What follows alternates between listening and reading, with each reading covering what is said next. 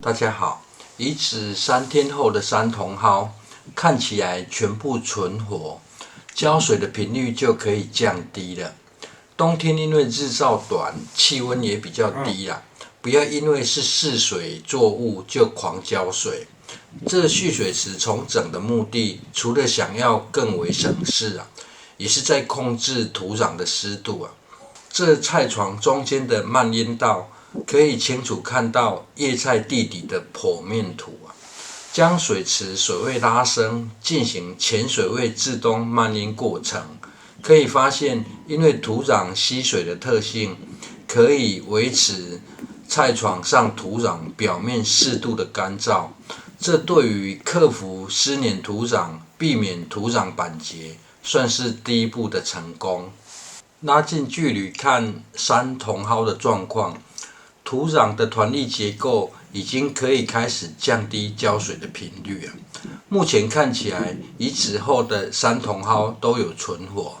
就又可以让多整理出来的空间纳入蓄水池的照料范围。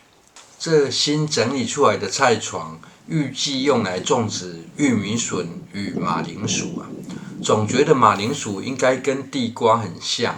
但是观看影片后，发现似乎要获得丰收，却没想象中容易而马铃薯这作物附近的乡镇，算是台湾重要的产地气候问题应该是可以适应得很好，但沙质的土壤需求就需要垫高土壤来解决。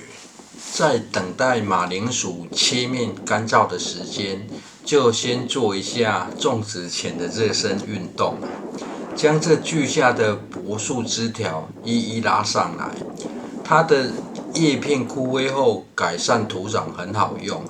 不过粗的树干应该也可以有很多其他用途就挪出一点空间提供堆放。难得可以这么近的距离就取得现成的木材，晒干的过程再慢慢思考日后用途。很快的，下方的稻田已经开始第一次的干翻晒土，角度没有抓好，不然下方翻土过程其实非常壮观有很多白鹭鸶跟着翻土机后面跑，正在狂吃蚯蚓接着先来种植玉米笋，先挖好的沟槽一共有3排，原以为种子一包是20颗啦，也就采用767颗成排进行种植。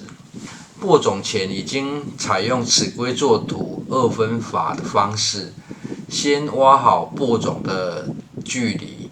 种子间距约30公分，而行间的间距呢，也大概是30公分由于此处是菜园的下方，地势比较低，为了避免土壤过于湿黏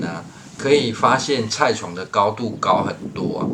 多出的土壤就可以当作覆土使用。目前只先将种子覆盖约2公分的土壤。覆盖好土壤后进行浇水，浇水的量要看自己土壤的特性因为这土壤很容易保湿所以就持续维持土壤表面湿润几天就可以。玉米或是玉米笋出芽前虽然很重水但是不可以让土壤过于潮湿这会导致玉米的种子被泡烂而在翻松土壤时，只要别把土壤敲得太细碎，就可以很容易控制土壤的湿度等发芽后，随着幼苗长高，再慢慢将土壤回播让行间多出可以轻松快速浇水的沟槽。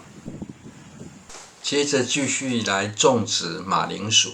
这颗马铃薯的来源是从台南带回来的。不过产地极高的可能却是本地菜价实在太高，一颗竟然要40元，被遣返后却无法退回运费因为已经发芽了，要依据芽点切开，也就更为方便实际查看马铃薯直叶种植的菜垄宽度这菜床的宽度要双排种植算是略小，但是单排种植又太宽了，甚至职业种植的田间土壤的厚度也高上不少。现在采用的方式就尽可能调整到田间的种植方式。田间沟槽会挖那么深，除了容易漫淹浇水，也有吸引根系往下吸水来增加产量。但相对于家庭种植，这土壤的厚度算是很够了。种植的方式尽可能将芽点摆正朝上因为这已经发芽了，覆土的厚度却可以少一点。两排中间的土壤是预留的覆土这些土壤日后会继续做覆盖使用，陆续往两侧培土后，中间反而会出现方便浇水的沟槽。目前这区块靠水池算近暂时就没有规划在自动漫淹的范围里。接下来这是此区叶菜类的现况这水池挖好的时间很刚好，因为近日晒田期间，附近水稻田都没进水，遇到外面河道没水，地下水位又会下降得很快搭配环绕水池，大约可以撑上10天没问题。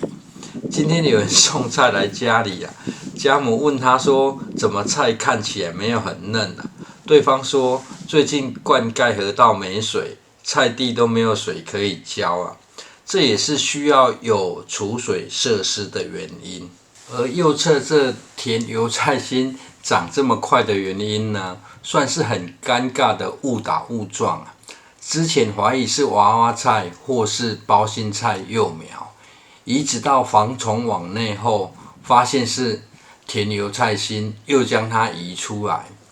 天气能的好处是，移植要失败也是要很厉害而左侧菜床生长比较茂密的紫薇小白菜与田油菜心，是使用了漫淹的方式进行浇水。从漫淹的沟槽里可以看到土壤自动吸附水的高度之外呢，这剖面的结构还可以看出菜床内部的土壤湿度这条自动漫淹的沟槽算是用来预防土壤板结的先行者。现在呈现浇水的过程，则方便观看土壤吃水的能力另外也可以观看土壤大团粒结构保水的好处而如果把取水的便利性当成重点只能说各取所需吧。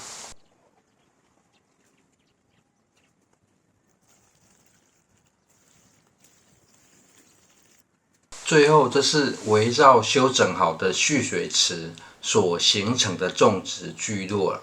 又多整出一组漫淹用的菜床，纳入蓄水池的势力范围